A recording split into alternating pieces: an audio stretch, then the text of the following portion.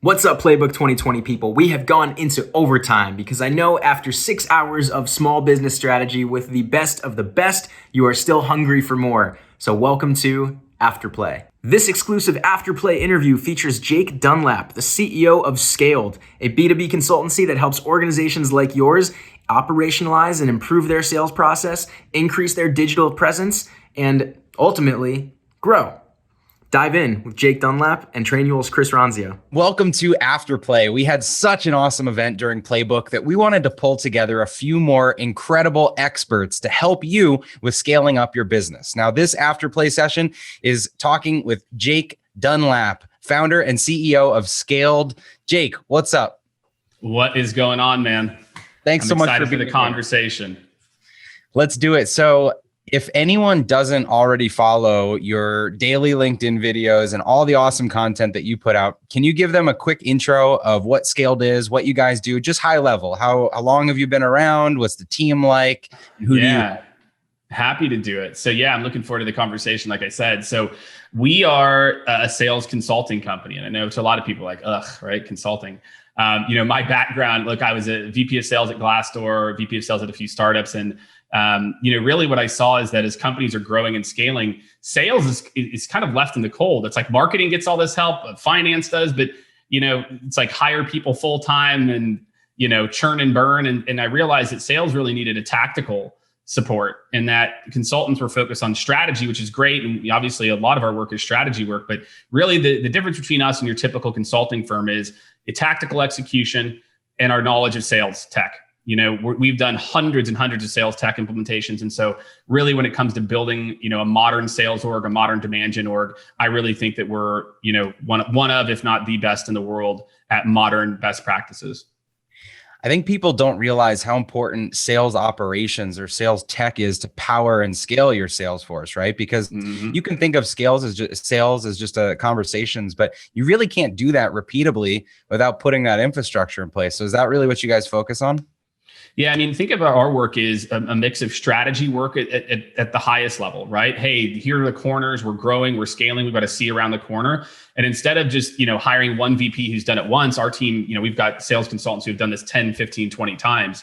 And then on the tactical side, think operations and enablement, right? Like think of, right now, we're really positioning ourselves as like the first operations and enablement agency. We are the SWAT team that you bring in to either manage that for you, just like you would a performance agency or a web agency for your marketing team. We're really coming in and doing a mix of both what's the content that we need, the playbooks, and also then the tech stack to make the team successful. So it's really, candidly, it's a mix of the process and the technology that really creates a winning formula for scaling.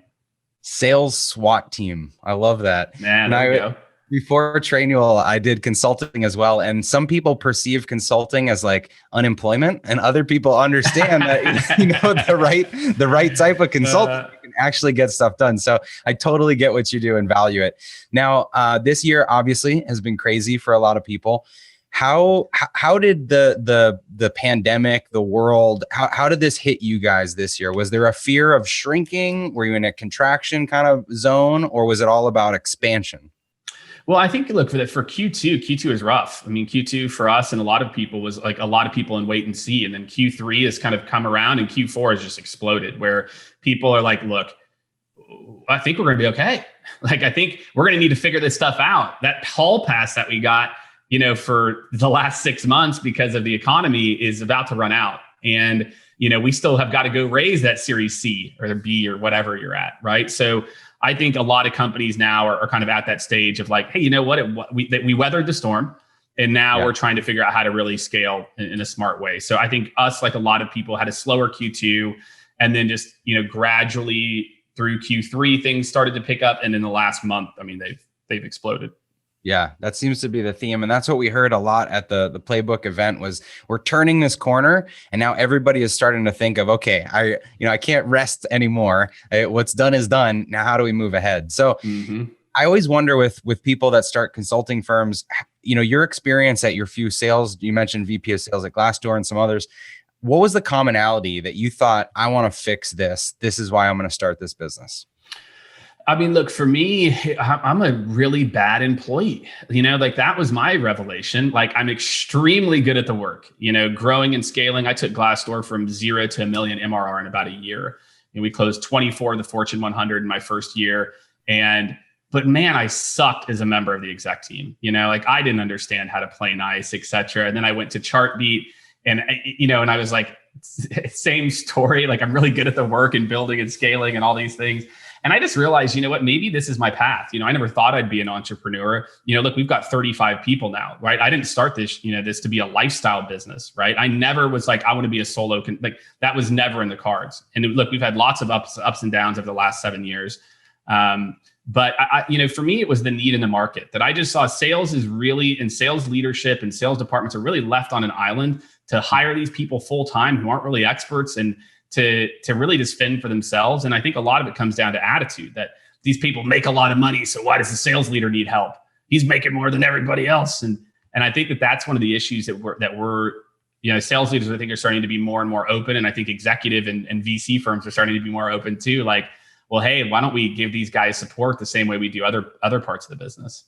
Yeah, when you think traditionally about sales support, I think of like, the old sales guy in the neighborhood that passes out business cards and tells everybody he's like the sales coach. And like, it's so refreshing to see a brand like yours that's actually growing and implementing tech that these companies need. Yeah, it's a must. So when small businesses go from hiring their maybe first couple salespeople and they're still figuring it out, where do you see them going wrong most often?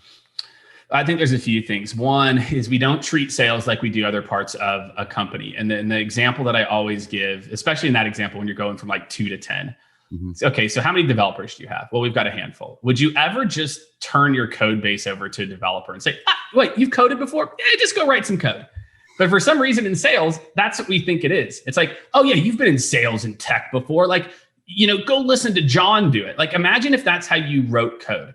Go shadow XYZ person writing code and then just go do it yourself. It's insane, right? You're like, Jake, you couldn't possibly do it. But that is exactly how we treat sales. Sales is just as much science as it is art. There's a right and a wrong process. So one of the most important things you can do is document.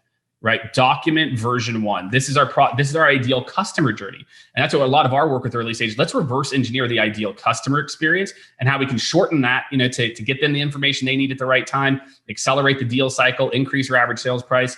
But I think you've got to document everything as you're going along in the journey. The teams that we see win, that's what they do. They document. We talked a little bit about tech. Right now, there's well over 1,500 sales technologies.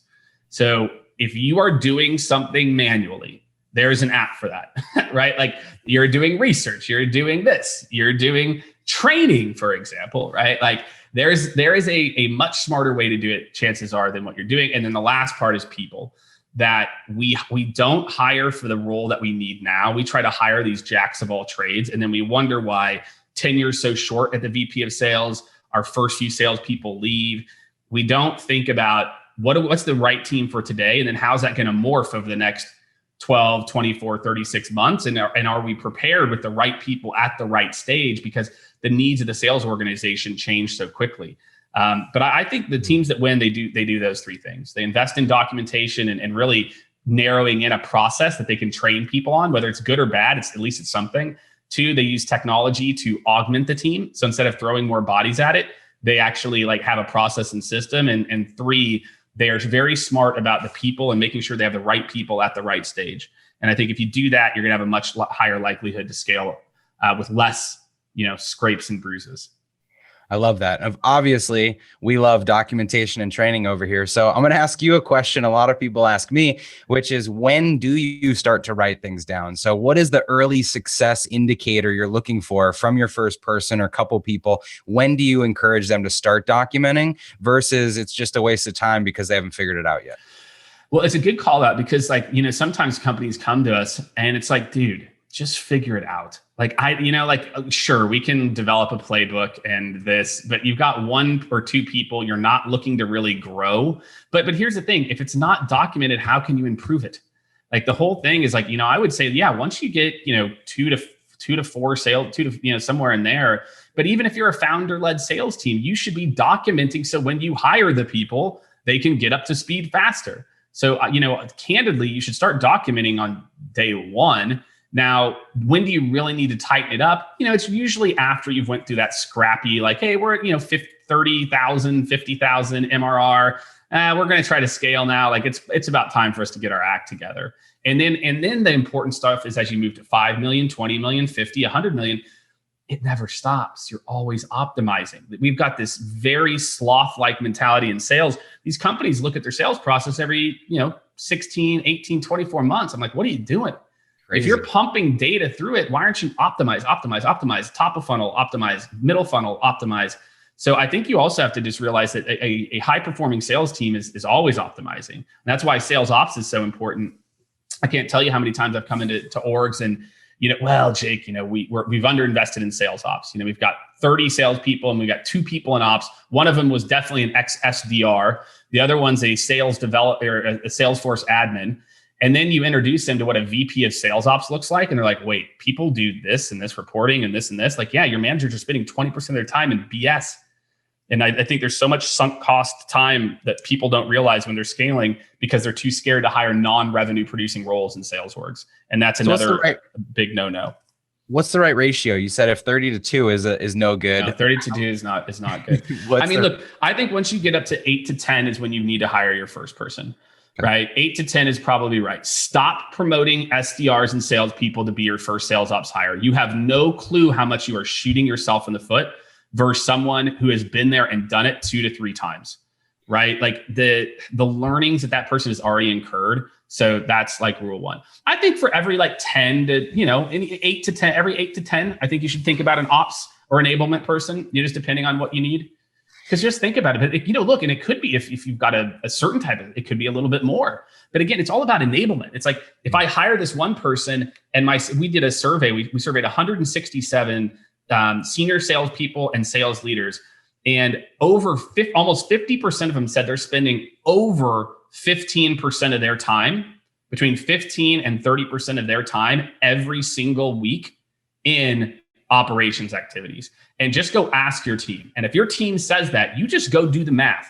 If your sales team's quota is $30,000 and they're wasting 20% of their time, you do the math that you only need to have about 5 people and this role more than pays for itself. So I just feel like sometimes we're hesitant to hire those non-revenue producing roles early on. And instead we just need to do some basic math and you'll see what comes out the other side. And this role might be new for people. So if they haven't heard about this before, are they scouring LinkedIn for people with sales operations titles or people with certain background experience? Who's the person to hire for this? Yeah. I mean, hire someone with a sales operations. Do not hire a Salesforce admin. Your problems usually aren't, think of sales ops is not just tech. Sales ops is systems, and systems are also processes. It's how you forecast. It's having clean opportunity stages. It is, how you set up Salesforce, but more importantly, a good sales ops resource partners with the sales leader or CEO and says, look, okay, what's the challenge? Okay, our forecasting sucks. Okay, well, let's go fix it. We need clear opportunity stage definitions. We need gates between each stage. We need better reporting and dashboards. I got you. It's not just the Salesforce piece. It's all this other stuff. And you got to have an appreciation for sales too. So I would certainly recommend for your first hire, hiring someone with a few years of experience. I think that it's one of those investments where, you might pay 15 to 20K more, but I think that because I've seen it so many times, CEOs, there's a CEO of a company that comes to mind. A company was doing 25 million. These guys were a rocket ship and they had some part-time people. I'm like, dude, it is time, man. Like you need to hire this. And then sure enough, they did. I had drinks with them 2 months after. He's like, I don't know what we did before. And so I just encourage you, go talk to some sales ops people and see if you feel the same way. Now, another problem I hear people make is they promote someone from being a salesperson to a sales leader, a sales manager, or something like that. Sure. When's the right time to bring in a leader to the number of reps you have? Oh man, that's a really tough one. I mean, obviously, look, we do a lot of interim work, so I'm biased, right? I think you should hire us until you get to 5 to 10. Let us build out the process and then hire someone because that person, then you know what you actually need. But if not, I mean, I think the key is, look, don't promote someone to manager who hasn't been in a managerial position before. Just the learning that you've got a new team. I made this mistake at Glassdoor, for example, was we scaled really quickly. We went from like literally almost 0 people in the sales org to 40 in 16 months. And so I made that mistake of promoting junior leaders to manage junior people. And it was hit or miss. Some stepped up, some didn't. But, I think some reps didn't ever make it because I had a junior leader who was learning how to be a leader. So my advice is just know what you need at each stage. You need someone who's a manager who can get you to 5 to 10 to 15 people. Maybe that person can stretch into director and manage 2 or 3. But don't, I think sometimes we feel like we need to over reward people that have been there. And instead it's like, you got to put the right person in who knows how to build the scaffolding to get you to the next stage. So I think for each organization, it's different, but once you get to 5 to 10 people, you need someone in there to really help to manage those people because you're losing a lot, whether you realize it or not. Right. Okay. Good advice.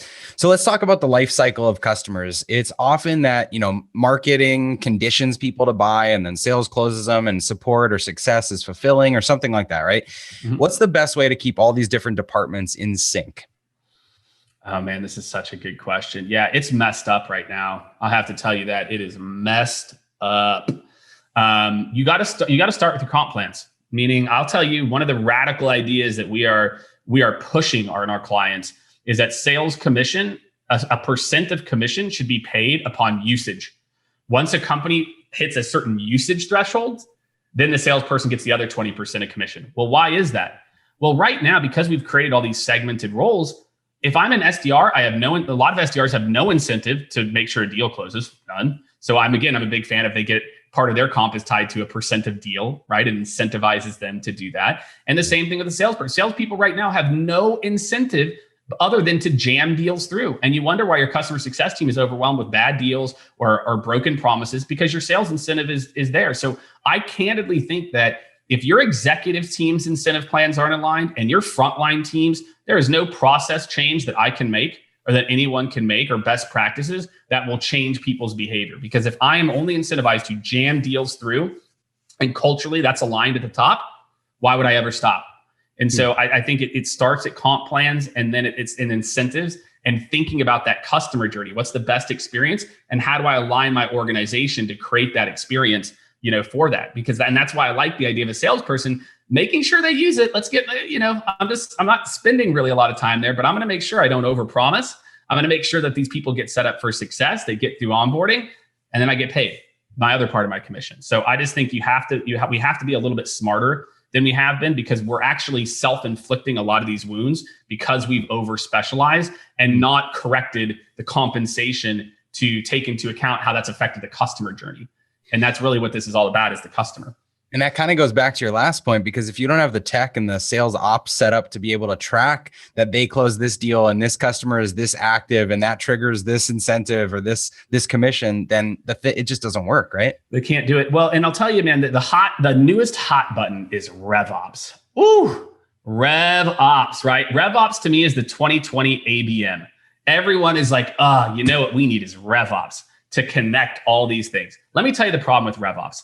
9 out of 10 revops teams that I talk to, and I'm sorry for all my revops people, have no authority to actually drive change. They came from McKinsey, they came from other consulting firms like ours, and they surface all these insights, and then sales still does whatever the hell they want. And again, if the incentives aren't aligned, so to me, revops was the dream, but I would say almost 90% of organizations are using revops completely wrong. Revops has no authority. Revops has no authority to drive change. They can't fix the things that I'm talking about. And if they can't fix anything, who cares if they're tracking it? Who cares?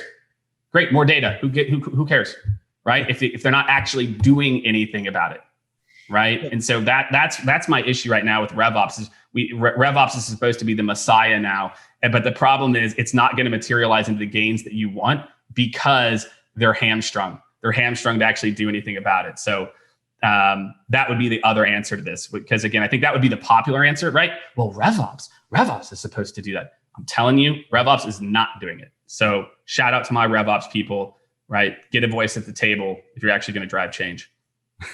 So you're talking about data and tracking. How do you measure the department's success or the sales team's success? Is it individual quotas? Is it team quotas? Is it their percentage contribution to the overall growth? How do you look at that? I'm totally fine with it being individual quotas and maybe a team kicker, team 10%, 15%. It's all about, some of this is culturally. What are you comfortable with? Again, I think about, am I incentivizing every person in my revenue org to do what's right for the customer? Am I incentivizing them to drive? Because the goal of a revenue organization, and I think this is where we've got it twisted. The whole goal of a revenue organization is to create power users.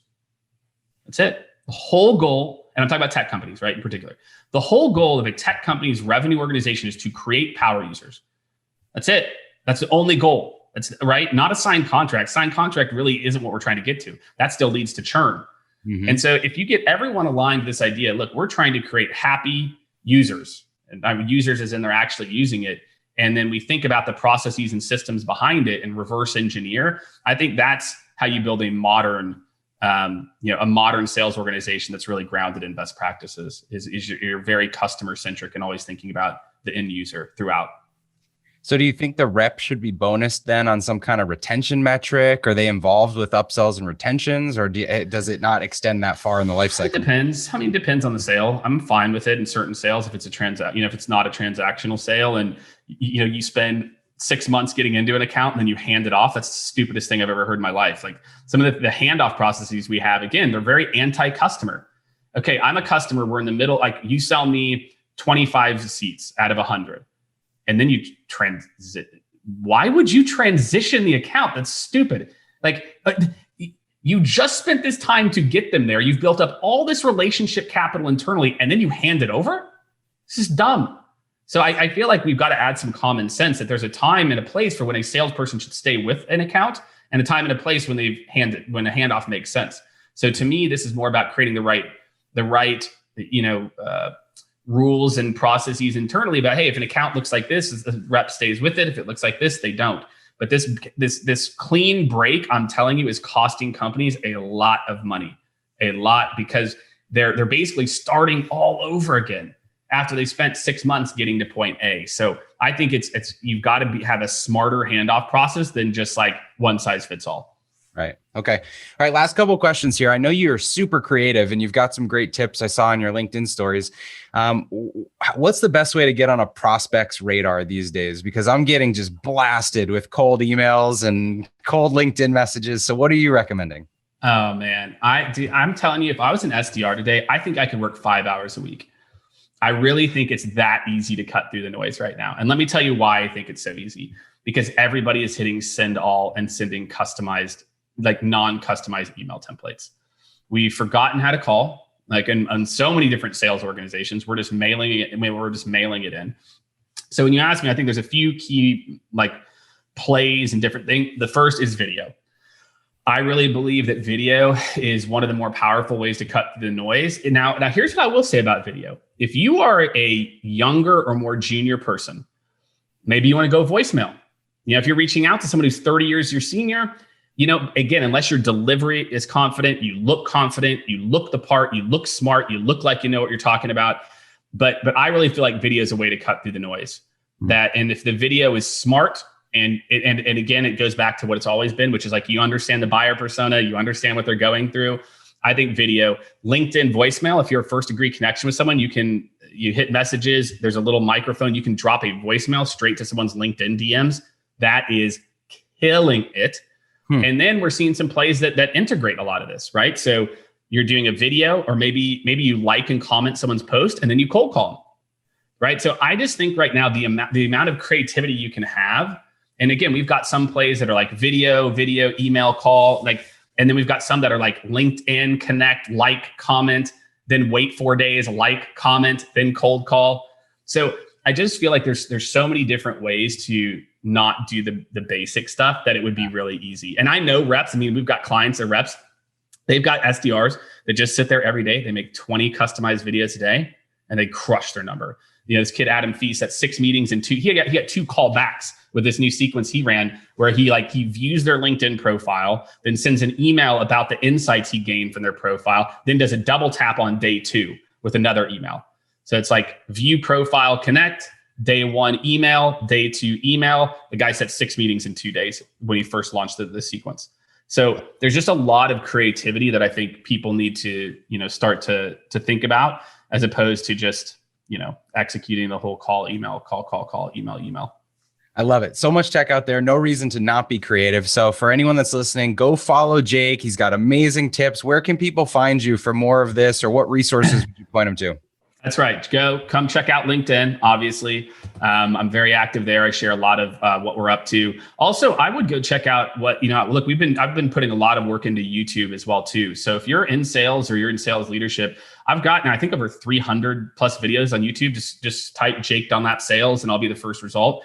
And, I tell some people, I'm like, if you don't want to hire us, you could just go watch the videos. Like pretty much you could get a lot of what we'll do. So I'd say check out YouTube, check out LinkedIn, and you can always email me, Jake@Skaled with a K, and I'll try to get back to you.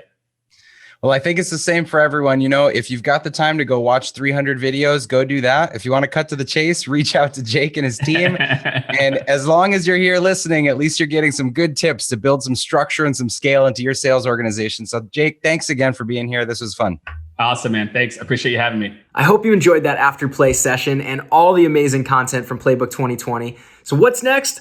Playbook 2021, of course, but stay tuned. Until then, head on over to trainual.com/playbook templates. Once you're there, create your Trainual account, and you're going to get a handful of custom curated templates preloaded right into your account, ready to customize. They'll be right there on your desk. Things like welcome to the company, job descriptions, new employee onboarding processes, and much more. But between all of the content that you got, all the amazing insights from Playbook 2020, the afterplay sessions, these templates, and Trainual, you should have everything you need to build your playbook for scaling up. We're here for you. If you need anything, just reach out. But I hope that you enjoyed everything so far and have some fun. Good luck in there. We'll talk soon.